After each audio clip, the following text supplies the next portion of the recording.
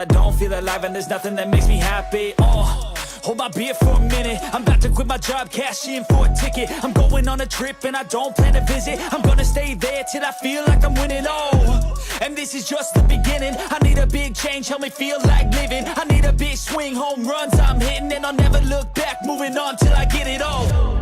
And we all got dreams, we all want things, but what you gonna do for it? How you gonna move for it? What you gonna be? And do you believe you can do anything? But what you gonna do for it? How you gonna move for it? What you gonna be?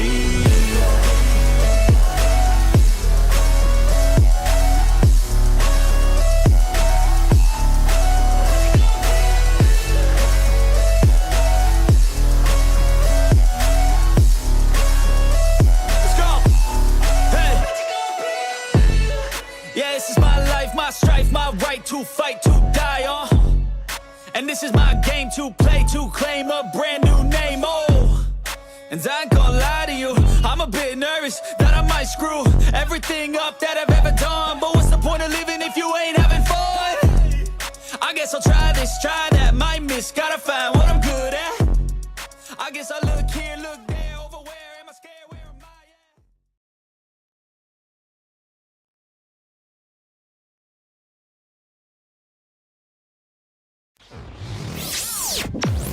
And now, Mike's thoughts.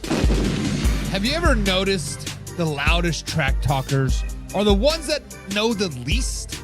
Like, bro, what are you even talking about? All that noise and you haven't even got your facts straight? You're running out here running your mouth like you're Mel Kiper Jr., but everywhere that comes out of your mouth is straight wrong? You confidently are incorrect. You built entire personality around being wrong loudly? It's wild. These are the same people that argue with stats, argue with film, argue with reality itself. You can show them receipts. You can show them the tape and they'll say, nah, that's not what happened. Like, bro, are we watching different film? Are we watching different leagues? Do you have ESPN 13 or something? Like, what? The best part about it is when they're finally proven wrong. Dead wrong. They just moved the goalposts. Well, that's not what I meant. No, that's exactly what you meant when you're puffing your chest out 2 weeks ago acting like you're an expert. So to all those self-proclaimed know-it-alls out there, if you're gonna talk, at least know what you're talking about. Otherwise, sit down, grab a notebook, and listen to Man Hour NFL Talk and take some notes. Because I know what I'm talking about. I do my homework, and I know that the Houston Texans are complete trash. Because at the end of the day, being loud and wrong does not make you smart. It makes you just a clown in the room. So as the people say in the comments, put down the bong, Buck, you crazy. Hold my beer and cue that intro. Are you ready for the best damn NFL show on the planet? Man Hour Nation, rise up. Yeah, hey, let's go. Hitting that gridiron, we going hard, we running the plays. You know the vibe, only the strong survive. Gotta keep your head in the game. Talking NFL, uncut, straight raw. Steady bringing that sauce. We about to take off. Get it hype, this Man Hour Sport Talk. Yeah, from the quarterback to the lineman. Everybody bringing heat. You don't really want to try them. Hey, who gon' win? It's a battle of the giants. This show is the flyest. Nobody can deny it. This is Man Hour Sport Talk. Man Hour Sport Talk. What team you reppin'? We keep it interesting. Who caught another down? Who got that interception? This is Man Hour Sport Talk. Man Hour Sport Talk. What team you reppin'? We keep it interesting. Who caught another down? Who got that interception? Let's go. What is up, Man Hour Nation? Welcome to Man NFL and Our NFL Talk, your go-to spot for live, raw, uncut NFL talk, and I'm so glad you're rolling with us today. But before we jump into today's action, guys, head over to manhourradio.com. That's where you can find the exclusive merchandise, the blogs, and everything that's happening with the show. So if you're rocking the Man Hour, that is a spot to rep it. Make sure you guys hit the like button, hit the share button, and subscribe so you never miss a live interactive show. That's the easiest way to stay plugged in with us. But if you want the full Man Hour experience, if you want the full, live, raw, uncut experience, become a Big Sam Pundit. Guys, that is our members-only community. You get free entry into all the weekly NFL pick'ems, giveaways, exclusive merchandise, and, of course, the bonus live streams that only our Pigskin Punters get. So if you want that next level access, guys, join the squad today.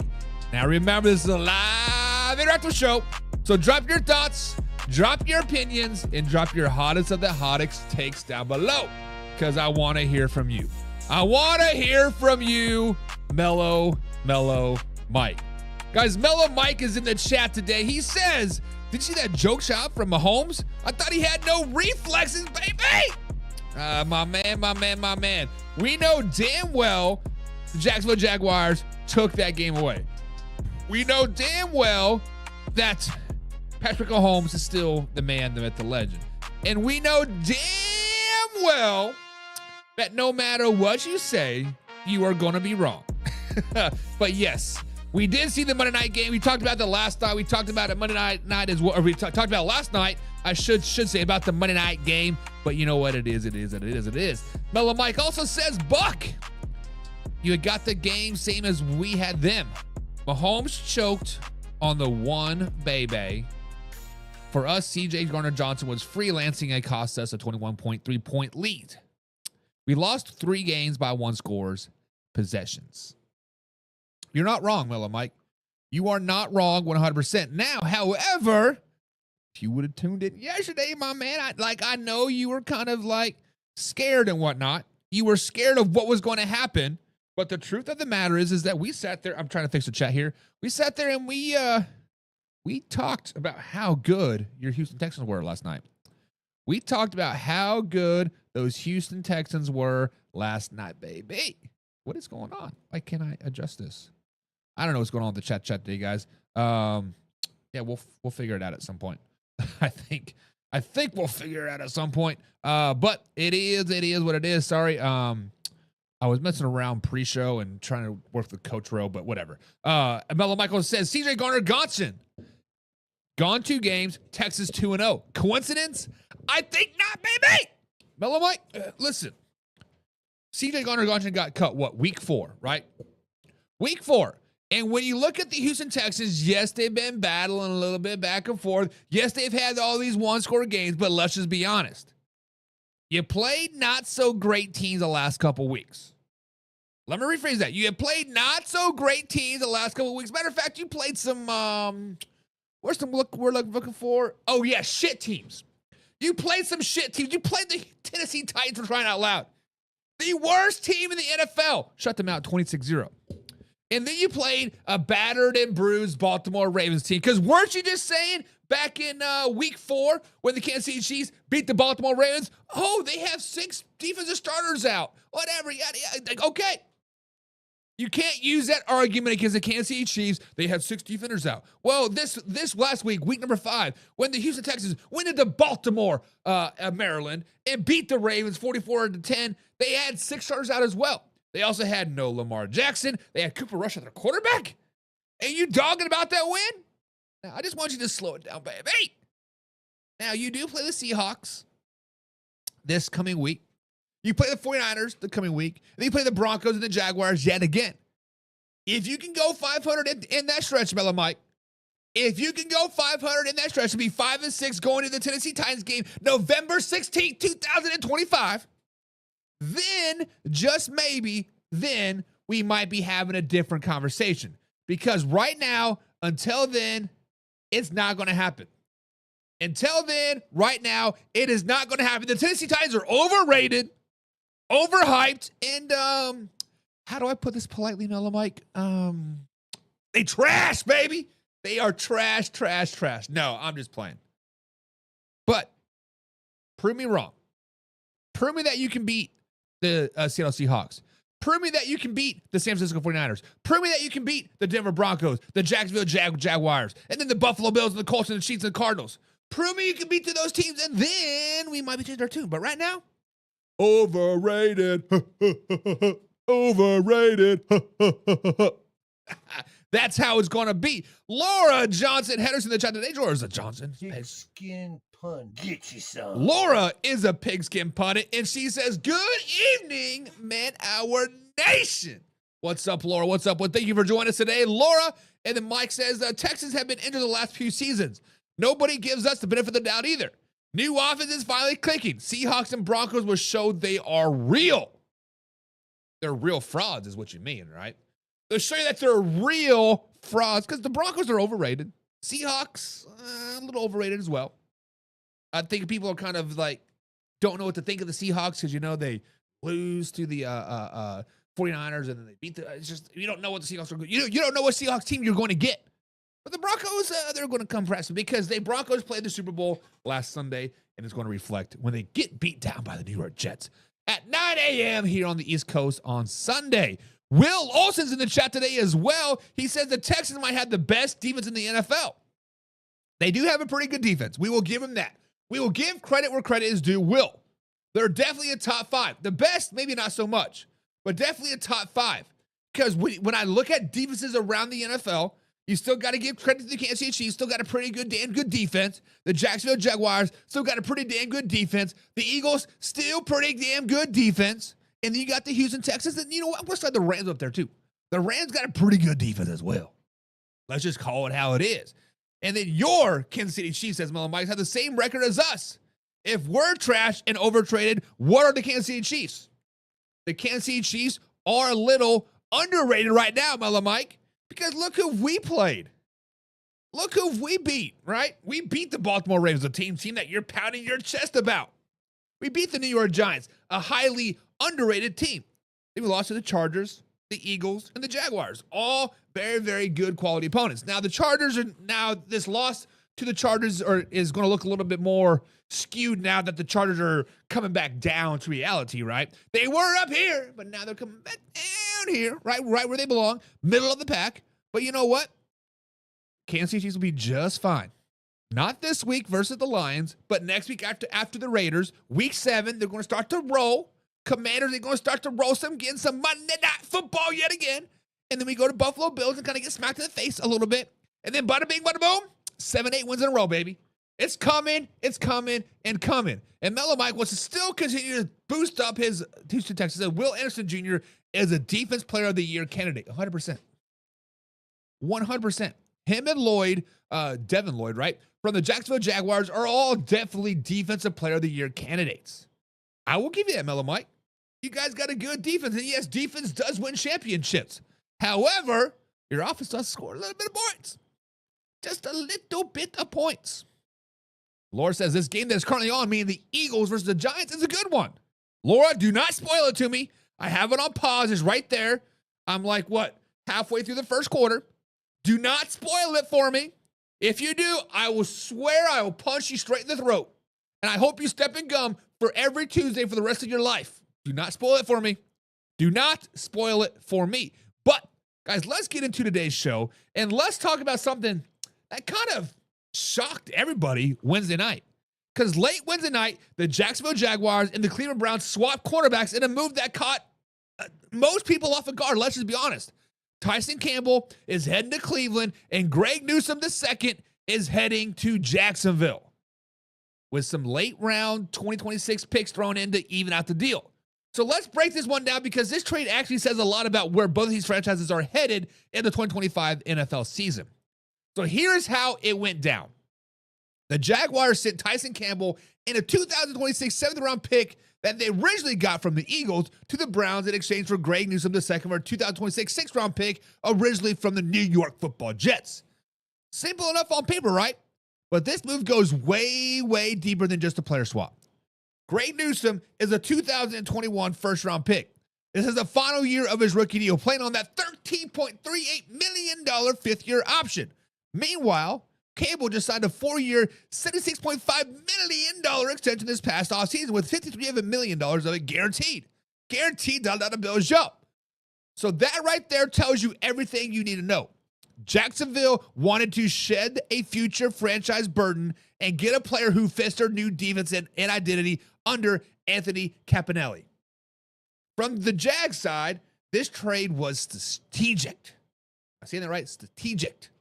Campbell has battled injuries over the last couple seasons, hamstring, shoulder, thigh, and even when he's in healthy, he's been struggling to return to that 2022 Pro Bowl caliber form. Now, the Jags GM, James Gladstone, said this wasn't a rental move. He made it clear. We think Greg Newsome helps us win football games right now. This tells me, guys, the Jacksonville Jaguars are in a win-now mode. They think they can win the AFC South. They think they can go to the Super Bowl right now. Now, with that being said, they are leading the AFC South right now. Their defense has been strong, but inconsistent as of late, and now they add a guy, Newsome, who plays with more vision and fits better in that zone-heavy look. They shred Campbell's big deal, free up some cap flexibility down the road, and get a corner who's hungry to prove himself in a new system. But now let's flip to the Cleveland Browns side. The Browns have been aggressive this past week. They traded Joe Flacco to the Bengals, which we talk about. Hear that in a little bit again. Added left tackle Cam Robertson, and now bringing in Tyson Campbell. This move makes sense for a couple seasons. They're betting on talent. Simple as that. Campbell is 25, and at his best, he is a true number one corner. Cleveland believes that in Jim Schwartz's defense, where corners are trusted to play press and attack routes, Campbell can return to his 2022 Pro Bowl form. Newsome was also set to be a free agent after this season. Instead of losing him for nothing, they flip him for a guy already under contract through 2028. So both teams got what they wanted. The Jaguars get a cheaper scheme fit guy with upside, and the Browns get a long-term piece with the premium position. This is actually the second trade between these two teams in 6 months. Remember when Jacksonville Jaguars moved up with Cleveland back in April to grab Travis Hunter and the second overall pick? There's clearly a strong line of communication between these two front offices, and both seems that to be in the mindset we're not waiting around. Gladstone even said this might be the Jaguars' last move before, or may not be the last move for the Jaguars before November 4th trade line. And I believe him. Jacksonville is pushing to lock up the AFC South early, while Cleveland is trying to stay alive in a brutal AFC North, that beating each other up weekly. So guys, here's my honest take. For the Jacksonville Jaguars, this is a smart football move. They save money, they improve scheme fit, and they stay aggressive in a season where they look like they're legit AFC contenders. Now, for the Browns, this is a pure gamble. Campbell has talent, no doubt about it, but his health has been an issue, and losing a versatile guy like Greg Newsome, especially when you're already shorthanded in the secondary, could bite them in the butt early and often. But I'll say this, both teams made food that fit their current direction. Jacksonville is building for a playoff push, and Cleveland is retooling on the fly. So I'm going to throw this to you guys, Man Hour Nation. Who won this trade? Jacksonville Jaguars or the Cleveland Browns? Was it the Jaguars getting a cleaner scheme, cheaper fit in Greg Newsome, or the Browns locking in long-term corner in Tyson Campbell? Guys, drop your thoughts in the comments down below. This is a live interactive show. I want to hear from you. And if you love this type of breakdown, guys, make sure to hit the subscribe, hit the like button, and remember, we're live Monday through Thursday at 9 p.m. East Coast time right here at YouTube.com. Now let's get into the comments and let's discuss your thoughts, baby. First things first, says the Chiefs are winning on Sunday Night Football. I want to agree with you, but we'll talk about it later. Mellow Mike says, be real. The Texans have lost games to teams they should have beaten in years past. Jets, Titans, Falcons, Panthers. Those 2 weeks we did not do what we were supposed to do, dominate inferior teams. Not wrong. Mellow Mike says the best part of D'Amico turned play calling over to Matt Burke was the CEO coach. Pre-snap penalties and game management has improved. We're not talking about the Texans anymore. We talked about them yesterday a lot. Jaguars have faded when jumped out in the early division. Indy hasn't faced a legit defense. Texans are a team you wanted to play early while they figure things out. Titans, nobody remembers them. True.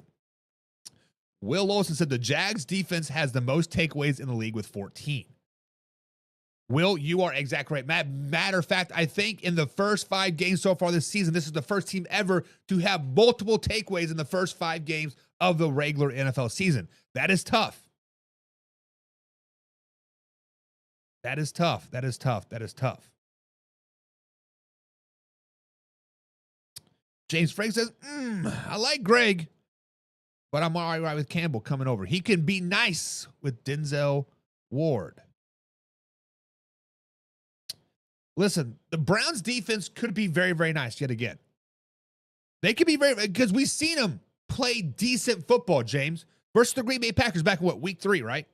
Week 3 or week 4, whatever it was. They have when they play well, The Browns are a pretty good team. I like the change. However, can they afford it long term? Because they're going to have to move around a lot of salary cap to really make this work. Because they're already over the cap as is. Myles Garrett's way overpaid. Let's just be honest. Fisher, I want out, but money's here. Okay, I'll stay here. Plus, you don't have a quarterback. Mellow Mike says Gladstone is the GM on that chat. GPT bullshit. Not wrong. Not wrong, I guess. Mellow Mike says Newsome is better than Campbell. Jags won the deal. I think Greg Newsome has a lot to prove, right? Greg Newsome is that type of player that is on a contract year. And when players are on contract years, they like to ball out. They like to show no mercy, show no, what's the word I'm looking for? Pain and all that. Like, they are out there. However, what I'm worried about, as my chair starts to break, I need to get a new one, damn it. As we see a lot of these players that get paid, when they get paid, Ja'Jarius Sneed is one of them, their performance goes down really, really quick. They start working hard, right? They're like, I got that deal. I got those $1 bills, yo. But then they're like, I'm not going to try so hard. Off-season workouts, not so much. Oh, this injury's a little bit worse than I thought it was. That is what I'm worried about with Greg Newsome and the Jacksonville Jaguars. All right, Greg Newsome II. That's what I'm worried about. And James says Duval is going to get mad at Newsome celebrations after a QB clearly overthrows their wide receivers and he thinks he did something. Hey, James, I will never, ever be mad at a defensive player celebrating offensive miscues. When an offensive quarterback overthrows you by 15 yards and Greg Newsome is locking him down, kicking in the door, whatever he's got to do, celebrate that, baby. Let the offense know that they suck. Let them know that they suck over and over and over again. Because when you have a concrete defense and you hit up my man Wes Sexton from Elite Concrete Foundation and he lays that concrete floor for you and it is a solid concrete and you celebrate it, let it know. Let them know, let them know, let them know. Especially let them know that Buck sent you. Take some $1 bills, y'all. Oh, man, River's in the chat. Pigskin pun. Get you some. What up, old man River? It says, Mellow Mike, think about this. Campbell was traded to justify the Travis Hunter pick. Newsome is a slot corner. Hunter is a new cornerback one. Didn't earn that job. I will concur with you on this. I think Travis Hunter is a better defensive player than offense. And I think by justifying this move for a slot corner, that Greg Newsome, those are your words, not mine. I don't know if he's really a slot corner. He's just kind of the guy, right? But if you want to call him a slot corner, yes, justify it. I think Travis Hunter can be elite if he chooses one side of the ball, or not if he chooses one side. If the coaching staff in Jacksonville makes him choose one side of the ball, he's going to be receiver, he's going to be quarterback, then he can be elite. But right now, he's just going to be a middle of the pack average player. That's just what it is. It's what it is, what it is, what it is. James Frank says Newsome gets torched a lot. Trust me. The seasons he's played all right, but still gives up a lot. James, high risk, high reward, baby. High risk, high reward. If I'm going for the ball and I miss it, shit happens when you party naked. But when I go get that ball and I take it from you and then I lock you down, that's game changing, baby. So what do you want? Do you want to be good or you want to be average or do you want to be great and elite? Think about that. I want to be great and elite. I want Greg Newsome doing those high risk, high reward plays. Hell yeah. Brandon says, LOL. Mike, you here too? Listen, Brandon, welcome back. I think you were here yesterday, right? Welcome back. Mellow Mike is here when he wants to talk shit about the Houston Texans. He should have been here yesterday, but he is everywhere, he says. He is everywhere. And Brandon says, no way the Jags can play their guys now. Travion Walker, Devin Lloyd, Newsome, Anton Harrison, Strange, all need to get paid, baby. They do need to get paid. However, There are 3 teams that had over $100 million in cap space before the NFL season started. That was the Jacksonville Jaguars, that was the Las Vegas Raiders, and I believe it was the Seattle Seahawks, if I'm not mistaken. I don't have the numbers right in front of me, but there were 3 teams that had over that $100 million cap space. Jaguars got room to pay some players. Trevor Lawrence just should have got the pot time. As simple as that. Because he's not going to get paid if he keeps playing this average ball. Now, if you play like you did on Monday night, baby, we coming. He going to the moon, baby. But they got money. They got money. Old Member says Jaguars may take over the division. Texans, if they keep playing like this. Guys, you understand that the Colts are the cream of the crop right now. You understand the Colts are sitting at 4-1 right now. You understand the Colts are going to the Super Bowl, baby, right now. You got to overtake yourselves before you even think about first place. Because once you get second place, then you're still looking at the Colts like, Colts, Daddy, can I come up there and hang out with you? Can I sit on the couch with you, Daddy? As you guys know, I'm dogging the Indianapolis Colts because last night I said they're not a Super Bowl team. They're going to fall off the face of the earth coming up very, very soon. Brandon says Hines, Allen, and Lawrence were already paid.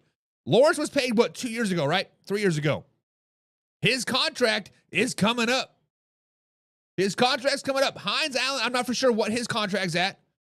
But if I'm a betting man, Hines, Allen better get paid before Trevor Lawrence does again for the second time around.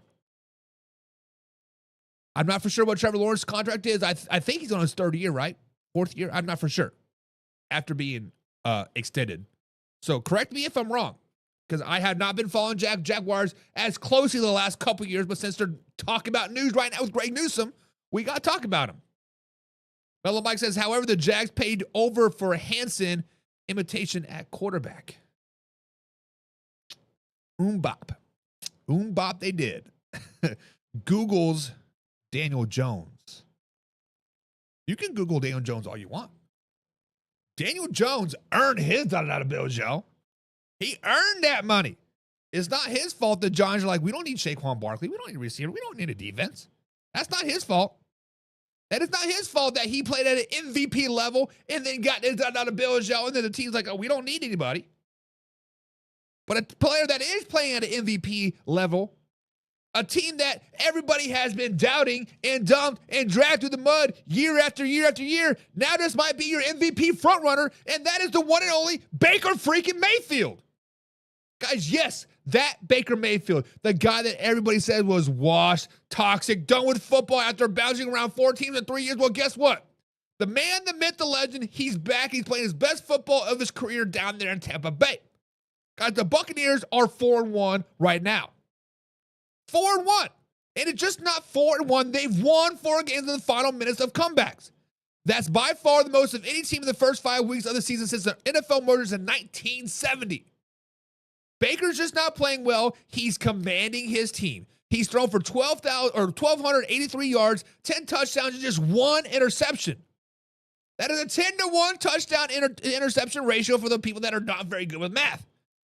That is tied for 3rd most touchdowns in the NFL, 4th in passing yards, and he's completing passes with elite precision. Against the Seahawks last week, 379 yards, 4 incompletions. 4!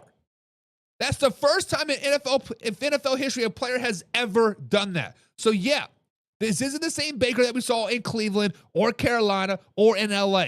This guy has matured, he's found his swagger, and finally landed in a place that lets him be himself. A freak of nature, the man, the myth, the legend, and Baker freaking Mayfield. Now let's rewind it just a little bit. Let's put it in the way back form just to make James just a little bit cranky. Because back in Cleveland, Baker was the cocky, fiery first overall pick. 23-year-old, chip on his shoulder, attitude on full blast. Fans loved him at first and then turned him in when the winds dried up. But down in Tampa, that same energy hits a little bit different.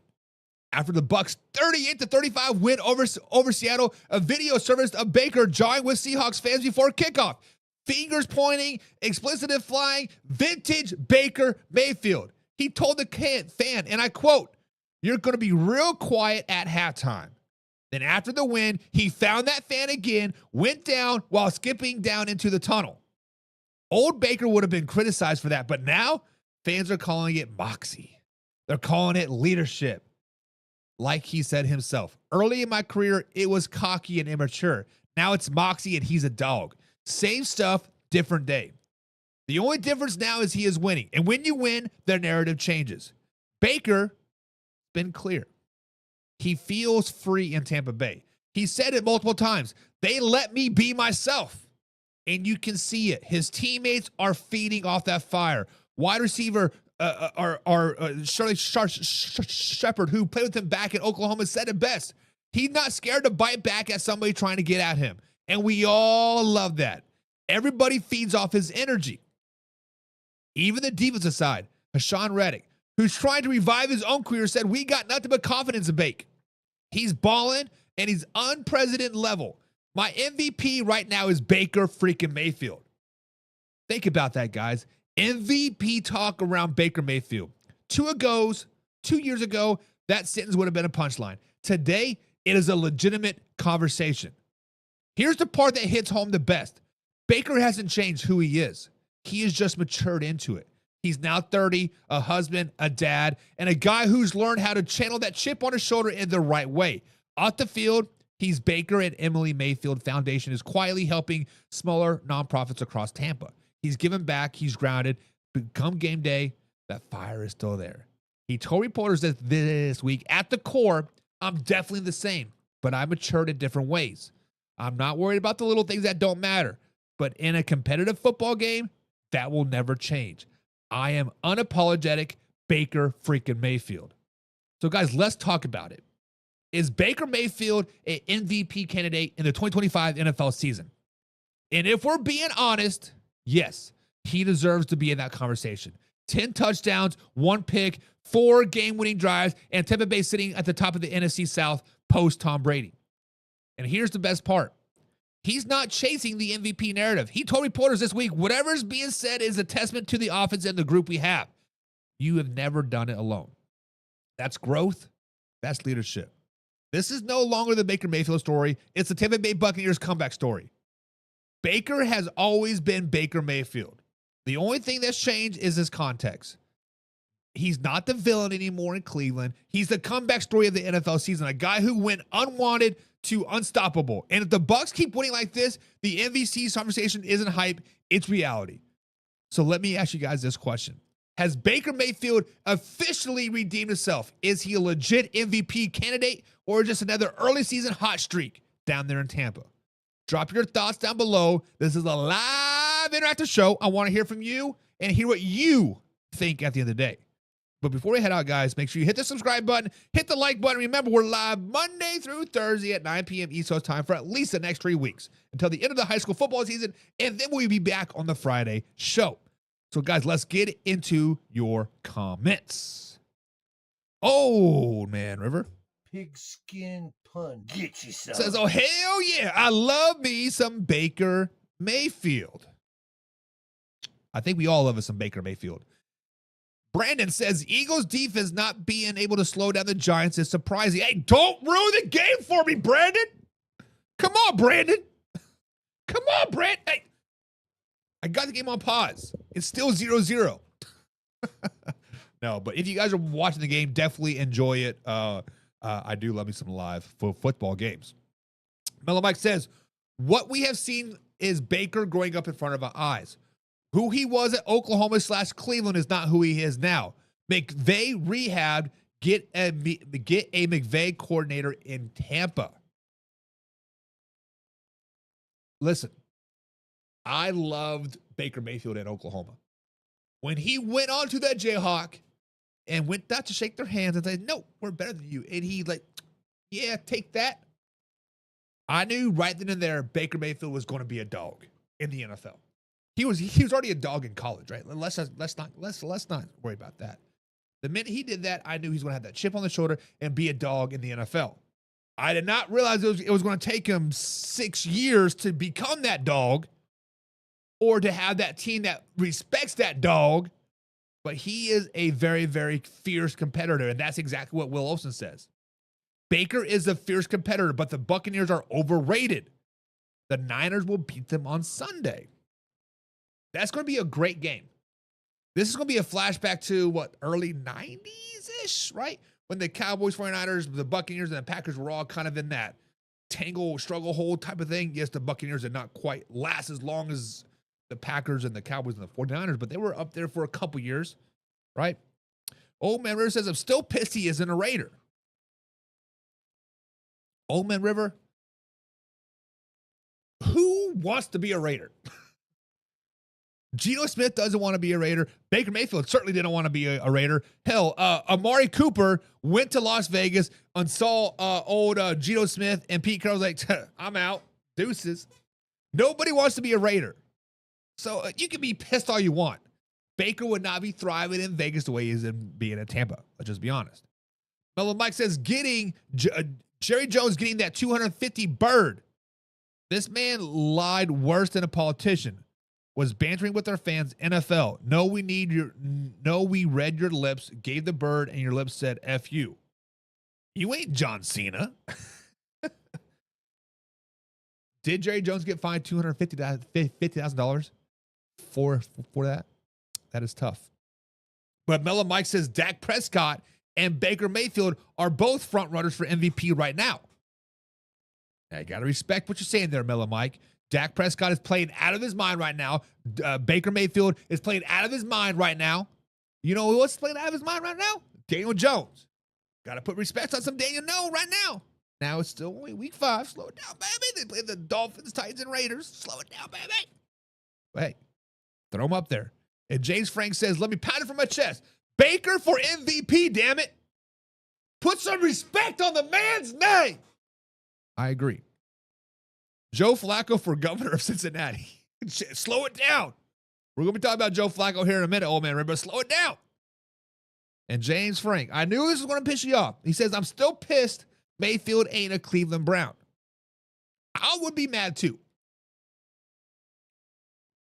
Actually, at football practice today with my man West and like Shay, we were saying, no, it wasn't Shay. It was a player. It was Peyton, right? We were saying Baker Mayfield played with a torn labrum in his shoulder, led the Browns to the playoffs.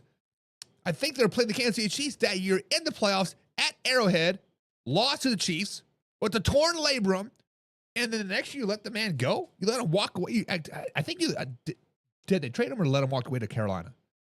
He was like, we out. Baker, you're too much drama for us. Yes, we understand you led us to the playoffs. Yes, we understand you led us on the hurt shoulder. Like, what? We want OBJ. We want OBJ. OBJ's dad just made a highlight tape of you missing wide open receivers, and we're taking him over you. That's what boiled it down to. And where's OBJ now? Suspended till week 12 of the NFL season for taking HGH. Who made the right decision there? Will Olson said Geno should be benched for Kenny Pickett or Aiden O'Connell. Well, Aiden O'Connell's still on IR for the next 4 weeks minimum, right? Probably out for the rest of the season. But yes, Kenny Pickett should definitely start in Vegas. We'll be talking about that coming up here. See that down there, Will, about 1, 2, 3, 4, 5 segments down? We'll be talking about Geno Smith. Mellow Mike says, Daniel Jones, just treat it like an asterisk. When they face a real defense, he won't be the MVP list anymore. We'll wait and see. Mellow Mike, I want to tend to agree with you. But we won't see that till early November when they play the Pittsburgh Steelers. That is our first true test of the entire NFL season. It's just, they have a very, very favorable schedule. And favorable schedule that is meeting headlines is in Miami right now. Tua is expected to play on Sunday versus the Chargers despite battling injuries in both hips and his left thumb. Guys, Tua is hurt right now. His whole lower body is hurting and his left thumb is hurting. Oh, by the way, he's a left-handed quarterback. So let's break it down because there's a lot more to the story than just Tua is playing. Because Tua's injuries have been an issue his whole career. Dolphins offensive coordinator Frank Smith confirmed Thursday, today, that Tua was limited in Wednesday's practice and those hips and thumbs injuries. But the staff isn't overly concerned. It's kind of weird, right? Smith said today, quote, ultimately, he's working through stuff for the week, and we're not overall concerned for Sunday. Translation, he's hurting, but he's playing. Translation, he's hurting, but we don't give a rat's ass. Translation, our jobs are on the line, so Tua, you better figure yourself out because it's you or us at the end of the day. And honestly, this is who Tua has been his whole career, a competitor who plays through pain. But let's not ignore the obvious. This is the same hip that's given him issues since college. And added a thumb injury on his throwing hand, that's not nothing. The Dolphins are down big right now, and they need him more than ever. Let's keep it real. Tua's health has always been this biggest storyline of his whole career. In 2022, he missed 5 games with multiple concussions. We all remember, right? Last season, he missed 6 games with another concussion and a hip injury. And here we are again. Same story, new season. This year was supposed to be different. Miami rewarded him with a massive 4-year, $212.1 million contract, expecting him to be a long-term answer. But through 5 weeks, you can already feel the frustration from the fan base and even from inside the building. Head coach Mike McDaniels admitted earlier this week that owner Stephen Ross is really frustrated. And honestly, who can pay him? You hand your quarterback $200 million and you're starting at 1-4? Arguably the worst team in the NFL? And here's where the narrative gets tricky. Because while Miami's record looked ugly, Tua really isn't the problem. He's tied for 3rd in the NFL with 10 touchdowns passes. And over his last 2 games, he's thrown for 433 yards and 5 touchdowns and 0 interceptions. He's protecting the ball, making right reads, and honestly showing that when he's healthy, he is one of the most accurate pass rushers in football, making Tyreek Hill not a liar. Even though he is a liar, but he's not a liar, but you guys get the stiff. The problem is the rest of the Dolphins. The offensive line hasn't protected him. The running game has been inconsistent at best. The defense, once their strength, has completely fallen apart. And injuries across the board have turned what is to look like a playoff team into a group searching for answers and a number 1 overall pick. Guys, the Dolphins did make one smart move this offseason, signing Zach Wilson as Tua's backup and drafting Quinn Ewers out of Texas in the 7th round. Wilson hasn't seen any action yet, but with Tua banged up again, Miami fans are holding their breath. This isn't a team built to survive without Tua. The offense is designed around his timing, his rhythm, and his anticipation, all of which makes him special when he's on the field. But if he goes down, the Dolphins' season could spiral out of control even faster. So what's really going on here? The Dolphins aren't just fighting injuries, they're fighting their identity. This team is built to win now, supposedly, right? They extended Tua. They still got Tyreek Hill, even though he's injured. He's not going to sign next year, but whatever. They still got Jalen Waddle. Not too much, right? And a defense that's supposed to be loaded with playmakers, but they're all injured. But at 1-4, with the frustration mounting and your star quarterback nursing multiple injuries, it feels like the season is hanging on by a thread. Frank Smith said they're not anticipating any setbacks, but we've heard that all before. At some point, the Dolphins have to stop hoping Tua will still healthy and start building around and protecting him. Because if he keeps taking hits, that $212 million contract to turn into an expensive regret. Guys, here is my take. This week's game against the LA Chargers is a make or break for Miami. It's simple as that.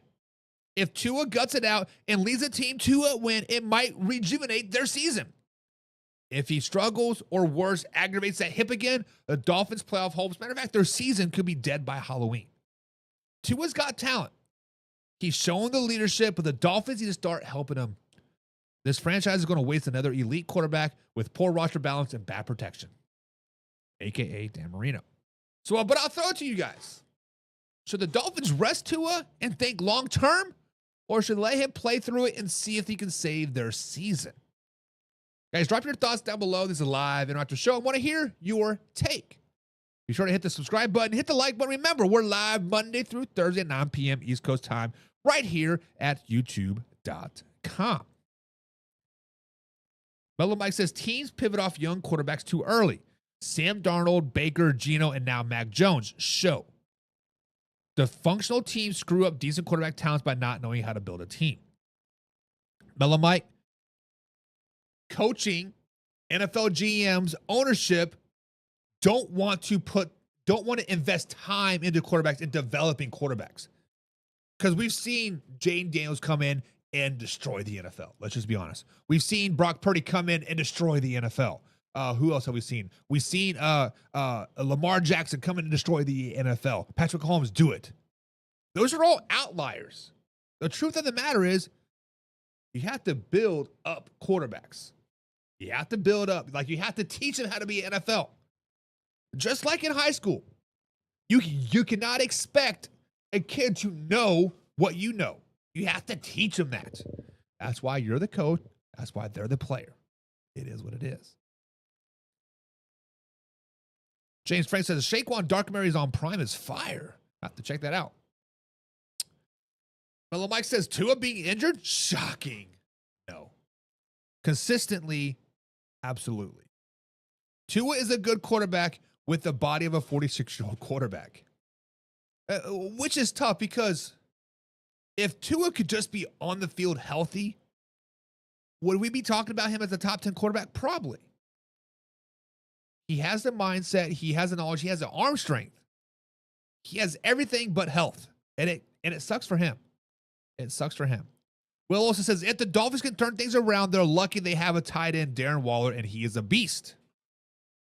They'll have Darren Waller until they go 1-7, and then he'll decide to start rapping again. That's just what it is. Mellow Mike says, Miami has quit on McDaniels like the Ravens have quit on John Harbaugh. I agree with that. And I definitely concur with that statement. The Ravens have 100 quit on John Harbaugh. John Harbaugh needs to be fired today. Mike McDaniels needs to be fired yesterday.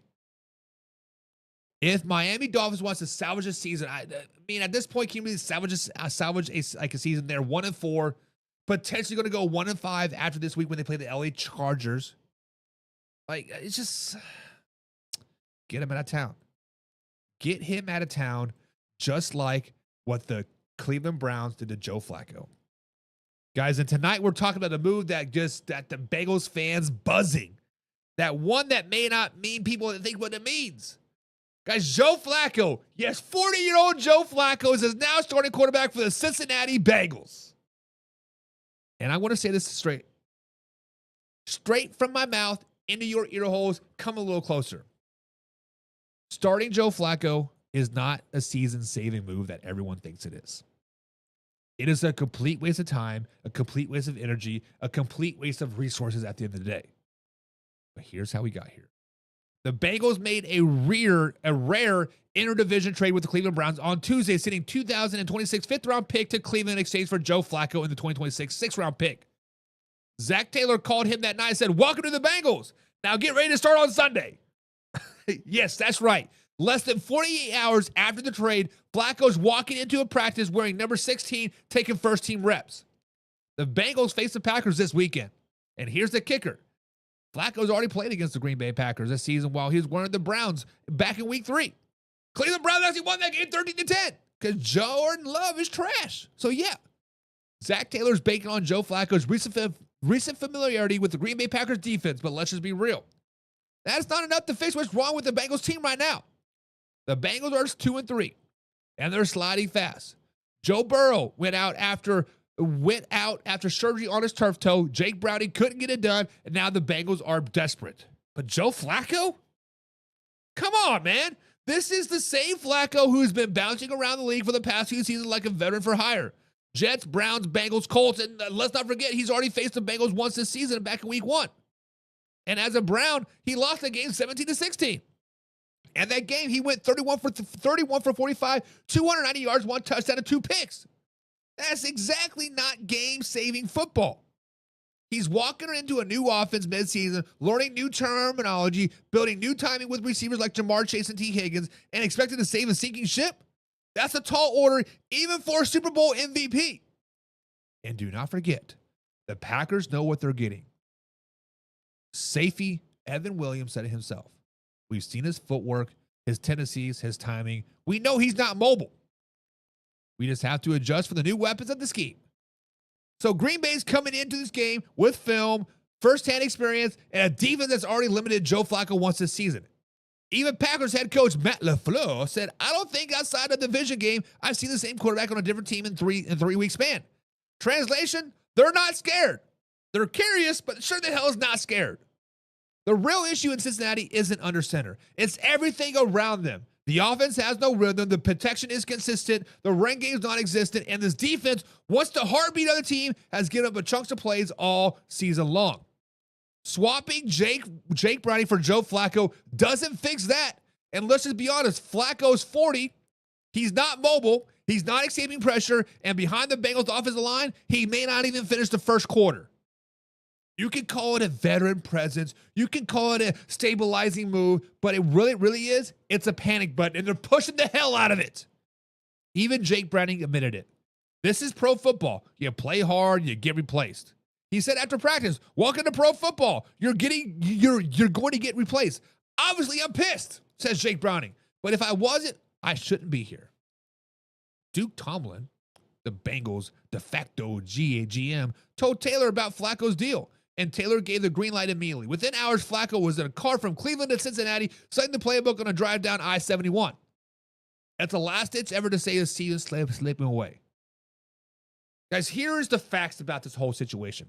Joe Flacco is not a savior. Joe Flacco is not a bandage. Joe Flacco is super glue on a wound that he should have went to the hospital, War West.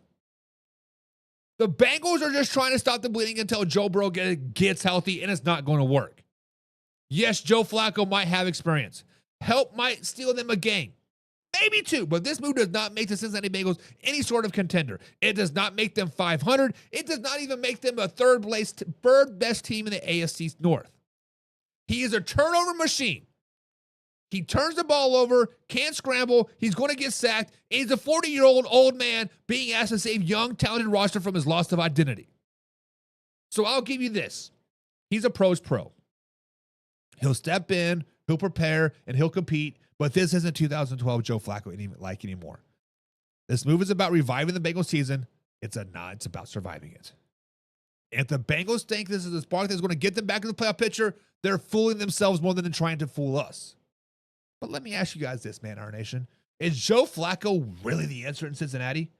Or is the Bengals just trying to buy time until Joe Burrow gets back? Which, I mean, let's just be honest. That's what they're doing. But was this the right move? Drop your thoughts below. It's a live interactive show. I want to hear from you. Hit the subscribe button. Hit the like button. Remember, we're live Monday through Thursday at 9 p.m. East Coast time. James Frank says,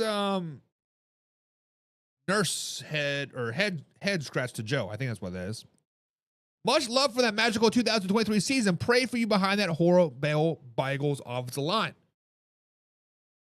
James Frank, let's flash back to 2023. Joe Flacco was sitting on his couch. He had a beer on his belly, a bag of Cheetos in his lap, and he was eating them, drinking them, watching the game. The Cleveland Browns go down to their fourth quarterback at this particular time. They call Joe Flacco, hey, come on and play, buddy. Come on down. We don't have anybody else. Snoop Huntley isn't doing it. Deshaun Watson, I don't even know who else had that. Hey, they had that particular season. Went through 5 quarterbacks, and then boom, Joe Flacco. Even during that magical run, he still turned the ball over a hell of a lot. He had a 1-to-1 touchdown to interception ratio in those 5 games that he played with the Cleveland Browns. He's been a turnover machine. He got benched last year twice for Anthony Richardson. Replaced him, got benched, replaced him, got benched again. Then he got replaced by Dylan Gabriel, arguably the worst rookie quarterback in the entire NFL right now. Come on. It's terrible. Well, Mike says the Bengals are evaluating their roster per Zach Taylor. Code for tanking. They're going to move off Burrow. Cleveland is rebuilding, hence the start of the fire sale. The Cleveland Browns are definitely rebuilding / retooling, whatever you want to call it. The Bengals are definitely understanding that they're in a situation right now where they need some offensive line help. But can they really tank? I don't know. That is tough. But if Joe Flacco is your answer for a tank, you might as well hire Brian Flores while you're at it. Too soon? Too soon on that one? Will Olsen says Flacco can stay calm and cool under pressure behind the Bengals offensive line. he will definitely have to stay cool and collective underneath that pressure from the Bengals offensive line because he's going to be on his back looking up at the stars after he snaps the ball. Ever since Orlando Brown Jr. got stolen from my Kansas City Chiefs, he's been a complete shit show in Cincinnati. He got paid, got those dollar bills, y'all. But he's been shit ever since. I saw him up at the New Heights podcast up in Cincinnati a couple years ago. This man had a foxtail hanging out of the back of his pants. This man's a furry. No wonder he's so terrible. Flacco is going to stay calm and cool because he's going to be thinking, oh man, I'm just going to lay here and collect my thoughts for like a little bit. He's going to be on his back a lot. He's thinking he's just got a divorce, got a new wife because he's on his back so much, getting red. James Frank says, should have went for Winston from the Giants. Potentially, yeah.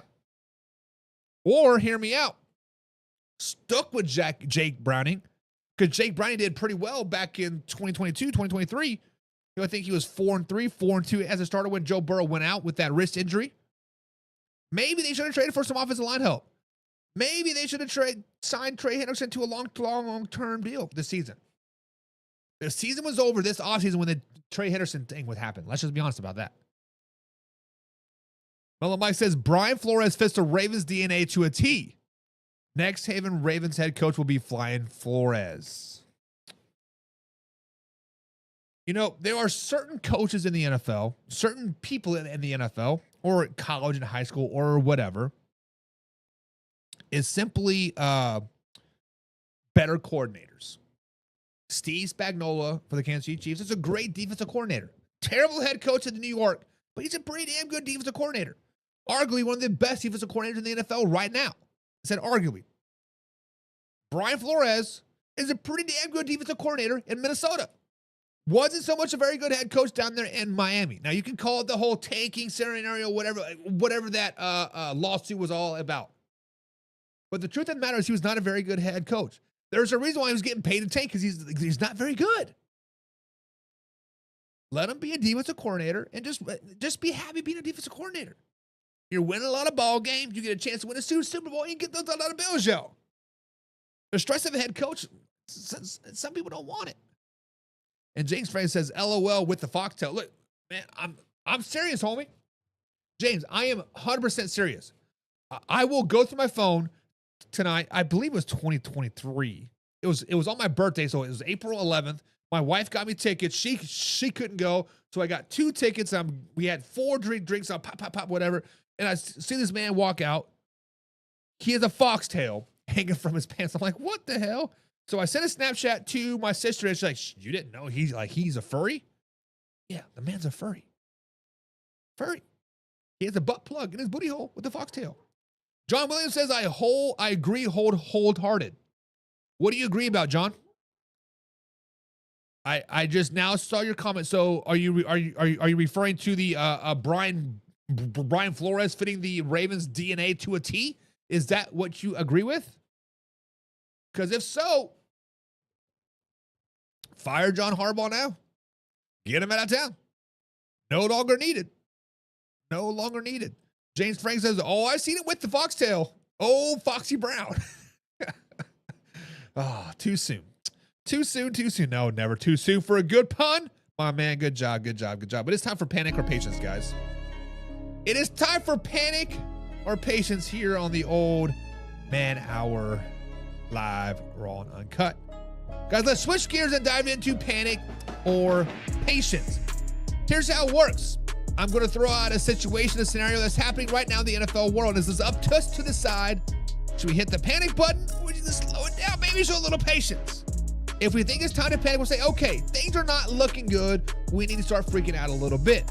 It's a uh-oh moment where everything seems to be spiraling out of control. But if we think it's more relaxed, take a deep breath, let's play it out type of situation, we'll go with patience. We'll remind ourselves that sometimes it takes time and not every bump in the road is the end of the world. So are we jumping off the ledge or are we sticking it out and trusting the process? Because let's find out in this week's Panic or Patience.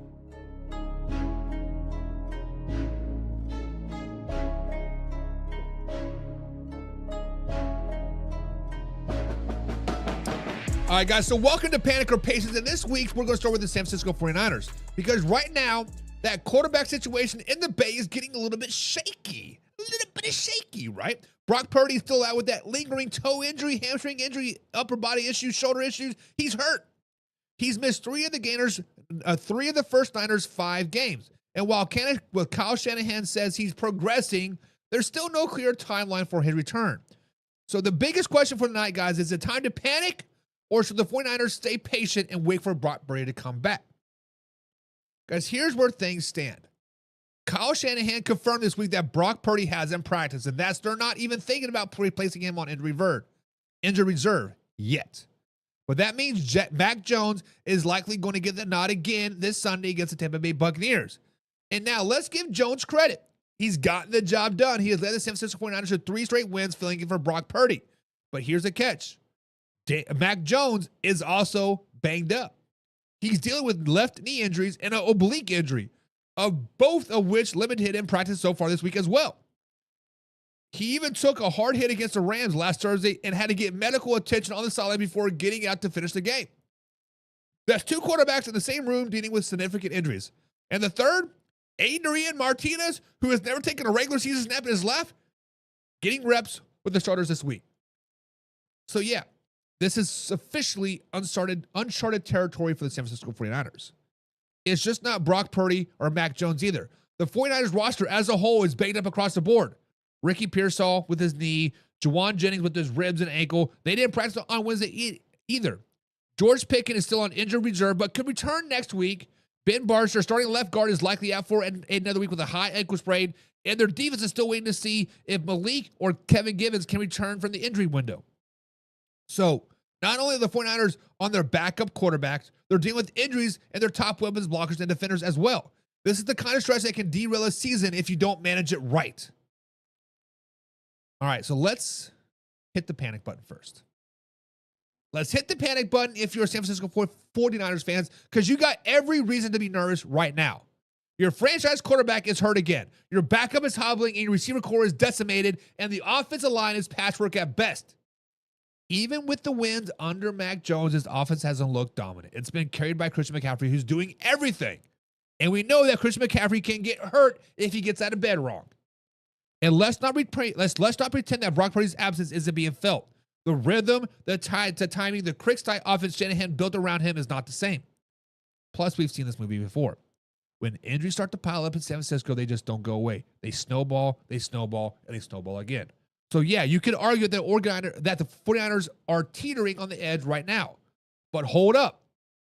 Before we sound the alarms, there's the other side to this. This is the San Francisco 49ers after all. They've been here, they've done that. And every single time they find ways to adapt and win.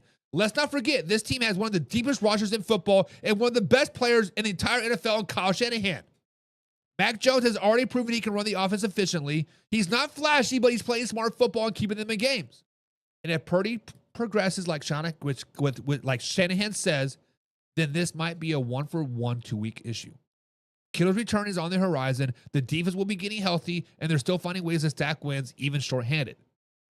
If anything, this stretch could make the 49ers tougher when Brock Purdy does come back and the rest of the defense comes back healthy. So here's my thoughts. 49ers need to be patient. Yes, there's concern. There's no question about it. But as long as the 49ers keep winning football games without Brock Purdy, there's no reason to hit the panic button yet. They've got veteran backup who's proven he can manage games. They got a best all-around weapon in football, Christian McCaffrey, and they've got a head coach who knows how to win ugly. Now, if Mac Jones takes another hit or his team drops another couple in a row, then we'll talk about panic. But right now, Shanahan's got to control the wheel, and the 49ers are holding steady. So I'll throw it to you, Man Our Nation.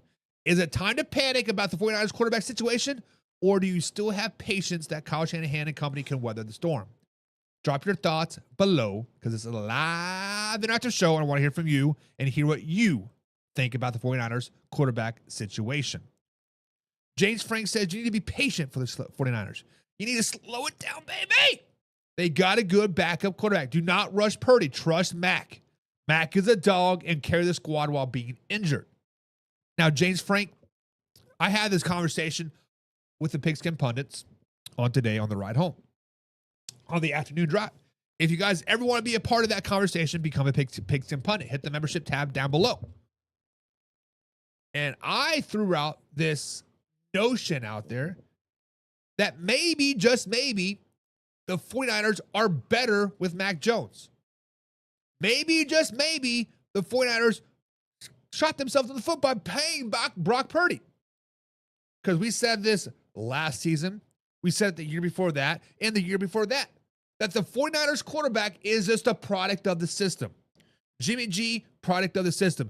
Trey Lance, product of the system. Who they had before Trey Lance? Jimmy G, Trey Lance, whoever else it was, and then Brock Purdy. All product of the system. Once you paid Brock Purdy, you shut that Super Bowl window, and look what happened. Deebo Samuels is now in Washington. Christian McCaffrey's on the last year of his deal, probably going to be gone, right? Who else? Bosa is going to get paid again. Stuff happens, right? So I agree with you being patient. And Will Olsen says Mac Jones is better than Purdy. And the Niners are starting to get the starters back slowly but surely. And Will, you are exactly right. Now, obviously, losing Bosa for the season sucks, as with the torn ACL, if I'm not mistaken.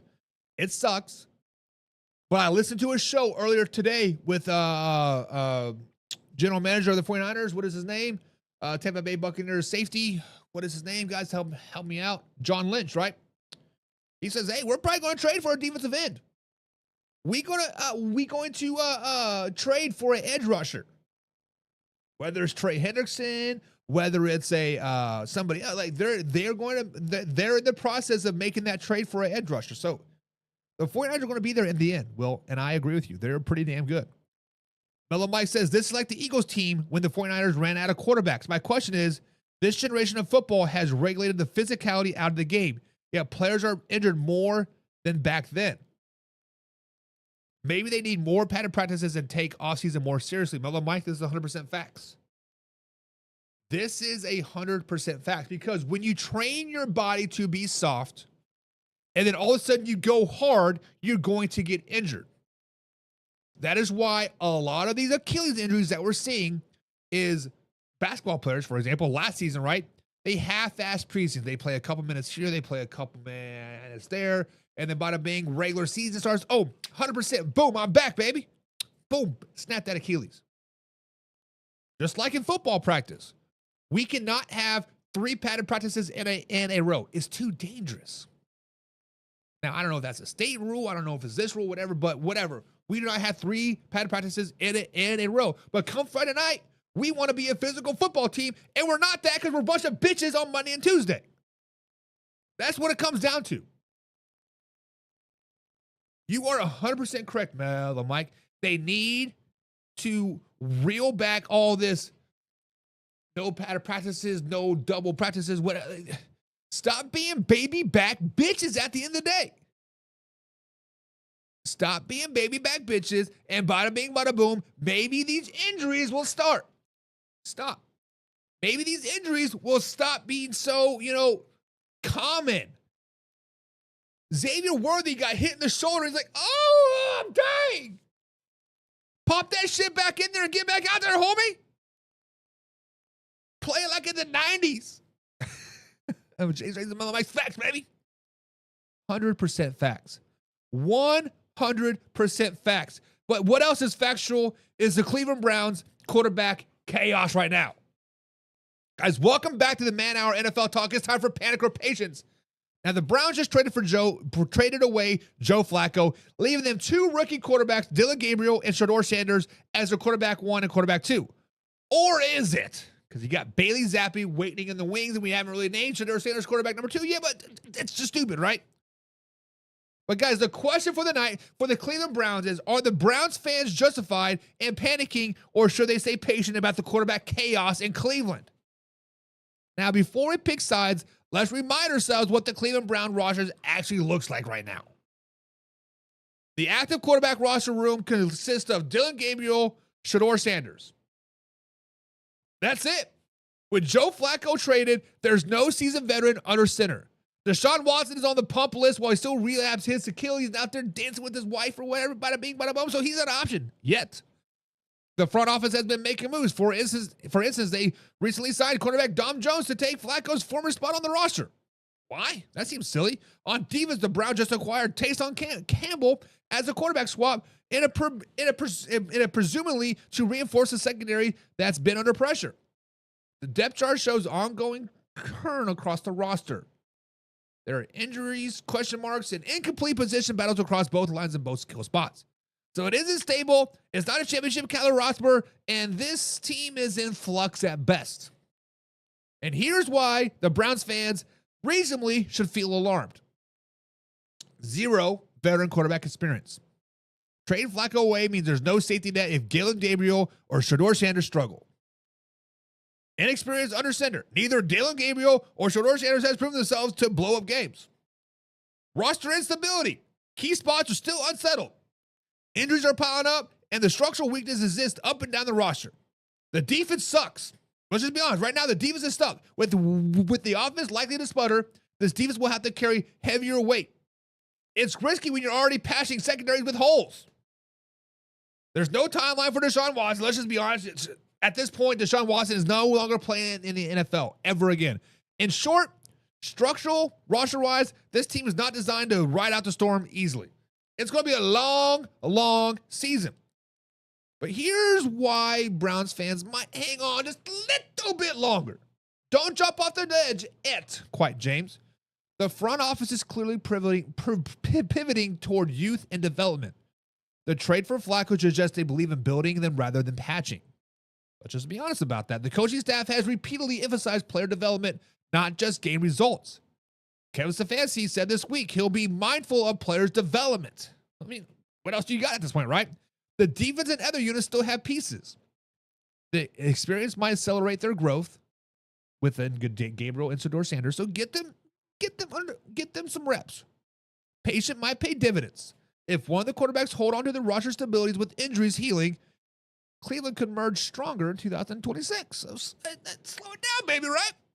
But if I had to pick panic or patience, guys, I am panicking if I am a Cleveland Browns fan. Not because things are irreparable, because they're not.